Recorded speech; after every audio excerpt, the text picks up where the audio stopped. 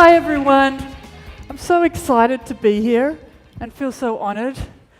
And I want to do a quick shout out and thank you to Ori and Tom and Molly who keeps everything together for us, because they are bringing us together to be able to share our knowledge and information, which helps the community. I'd like to begin by just asking you to imagine a happy future where technology is as rich as reality. Today, I don't feel so good about how much time I spend just looking at my screen. But fortunately, a lot of big tech companies kind of feel the same. And because they've invested a lot in speech and vision and gestures and other sensing technologies. I mean, we all want better solutions for a happier future. So now, it's time that we also invest heavily in building a foundation where our human values are reflected in our technology systems, in our design systems, in our design languages and tools. So for the next 15 minutes, I'm going to share how Adobe has been building the design foundation for reality.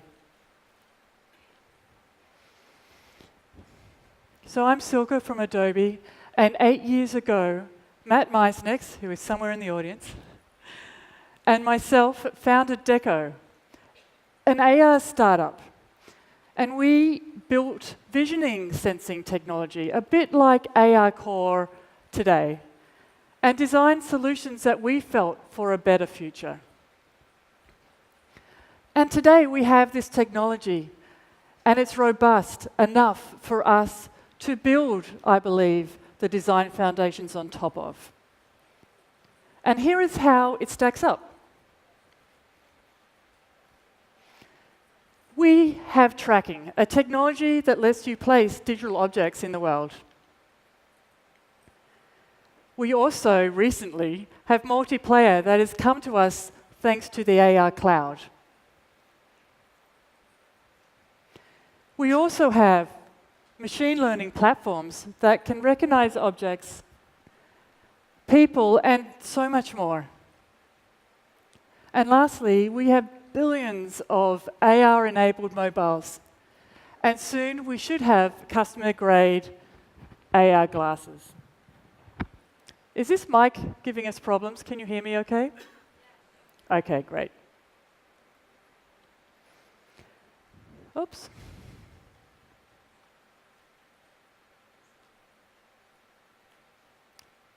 It won't go back a slide.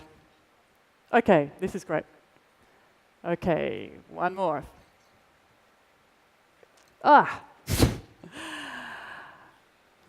Anyway, that slide said, that slide was about, we now can build design foundations on top of the technology stack that we've already exists today.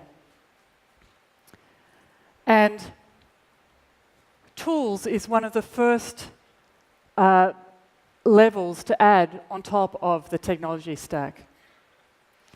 And at Adobe last year, we released a tool called Dimension that helped 2D designers start to learn and understand how to design in the 3 dimensions. And later this year, we'll be announcing more tools that will take this even further. And I'm going to play a very quick video that just demonstrates where we're at right now.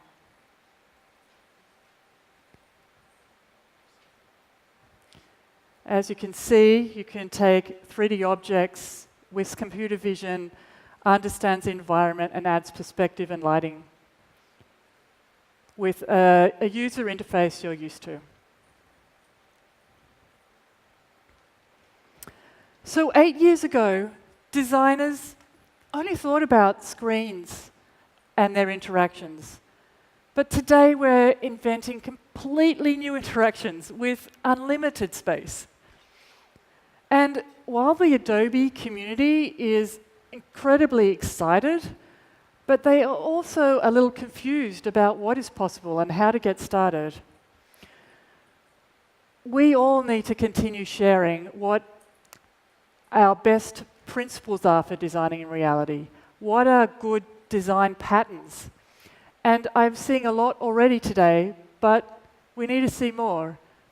And here's an example of one design principle that we live by.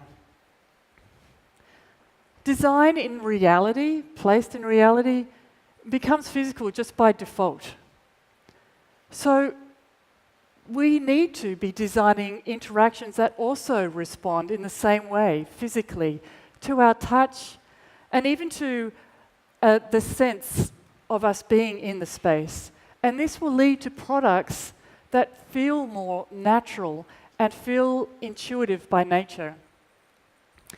I mean, when we're designing for the reality in the real world, it is our presence, us being in the world, that triggers our designs to respond.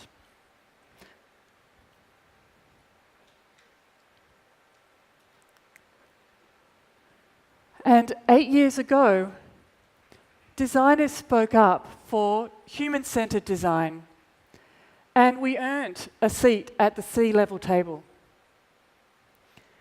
Today, designers with engineers and with scientists and with many other people are speaking up for all of humanity.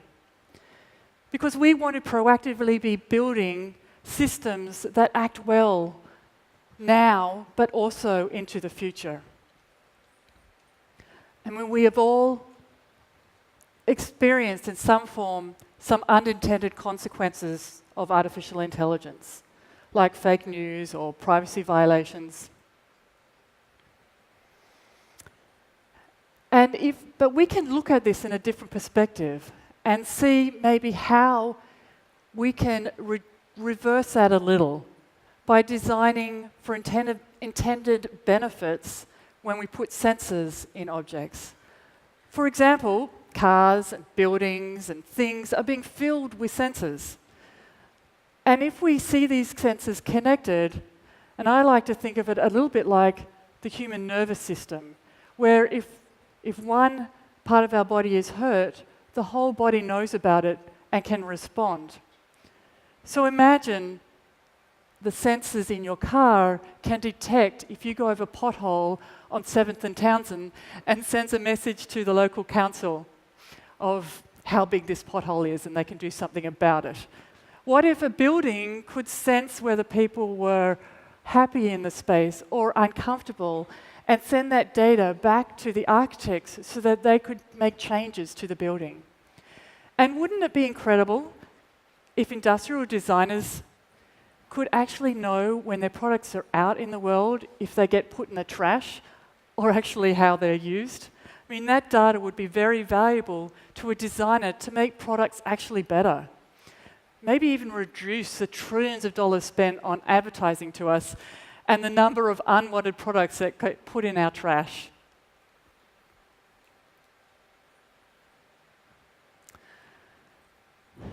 At Adobe, we started to become incredibly frustrated that our current design methods and languages just didn't work with AR. So we're forming a new design system that lets us combine sensors, a bit like way an artist would combine colors, so that we can create magical experiences. So to get us started, we had a look at material design, and material design by Google is the most successful design language for screen interactions. And we looked at this and extended it to a design language that is for digital and real-world interactions. Material design utilizes touch, and we extended it to also utilize other human and machine sensors. I mean, after all, if we do believe what they say, that our human brains are wired to believe what we see and we feel, then sensing is as important as cognition when we're designing for reality. And if we believe that, then it is critical that we invest heavily in knowing how our senses work together. We know a little. We know that, and it's been proven, that our sense of proprioception, which is our sense of understanding what's around us, is really an effective tool for learning.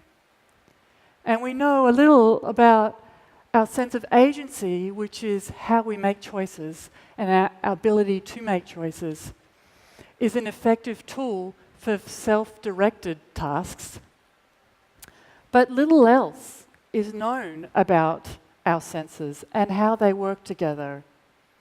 And so it is critical that we spend time to learn how senses work together.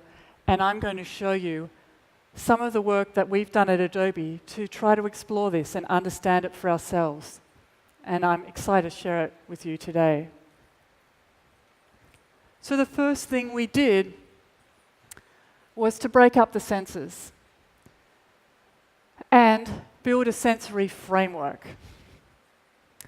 We took human senses and we then looked at how these senses are reflected in our devices. For example, proprioception, our sense of space around us, in technology is the camera using computer vision to understand objects around us and also understand the depth where they are.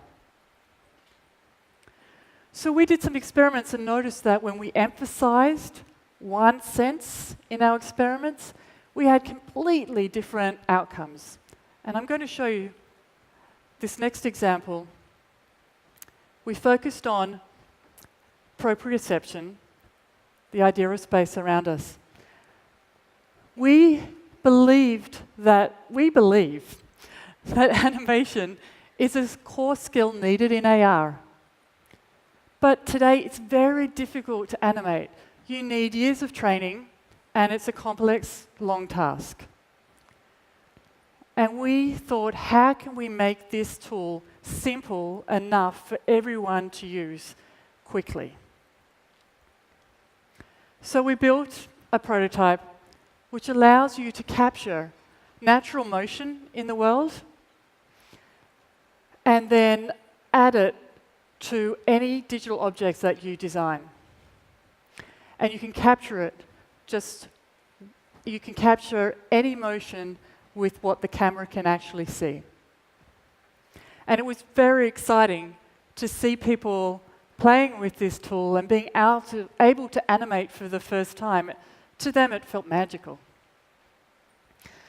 And while I can't show you the work today, I can show you how maybe a visual effects artist, in this case, Randy Kano, may have used it.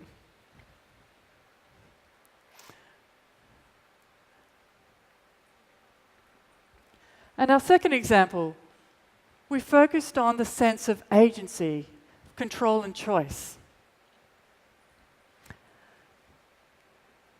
And we focused on this for designers and their desire to make creative choices.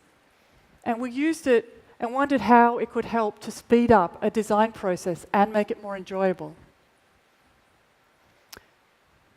So we partnered with Adidas and spent a lot of time understanding their workflow and worked with them to build in AR-related tools and VR-related tools that could help with their design process. And I'm going to show you a very quick video of this. With Adobe, we brought a basketball project where we needed to make key decisions around team uniforms.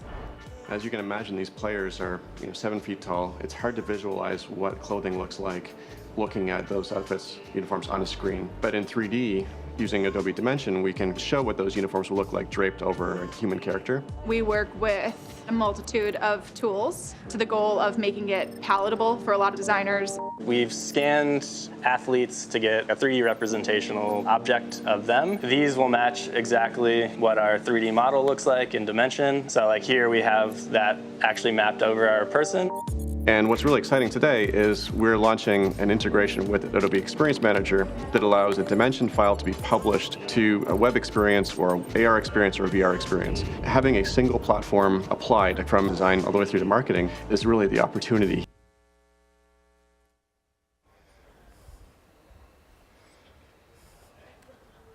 Announcing more tools that take us further in this direction.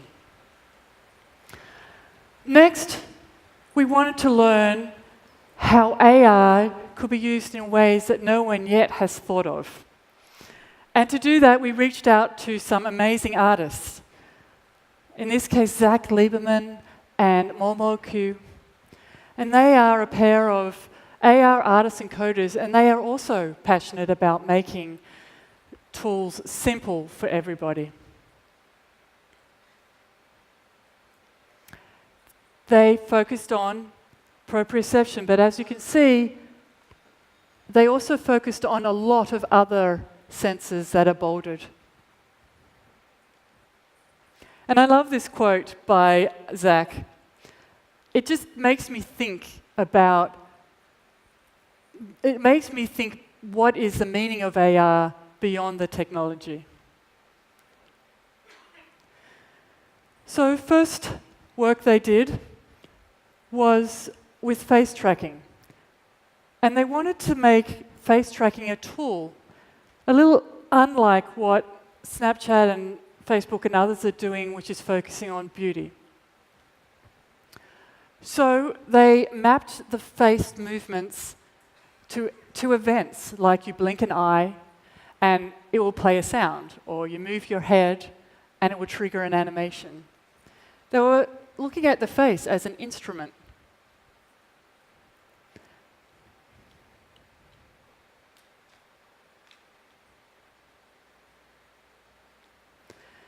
The next experiment they did was to blend actions to engage other senses. And here you'll see Momo walking, and because she's walking, you can hear the audio track playing.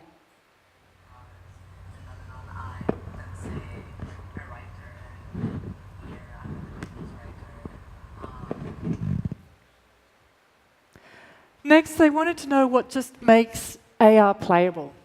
And they discovered it was a 3D-ness. It was playing with 3D elements in space.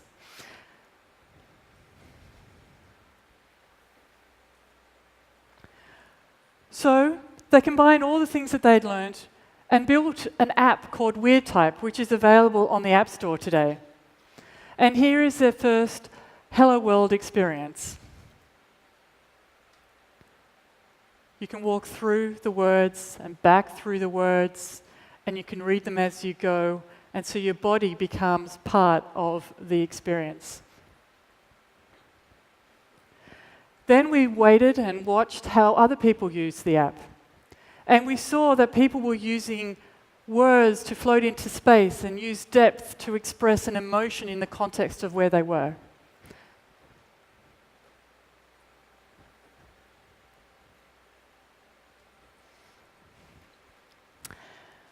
And a few weeks ago, I saw this by Don Young Park and his experience with typography as a functional tool for signage. And I think we're going to see a lot of other design patterns come out that we can be using.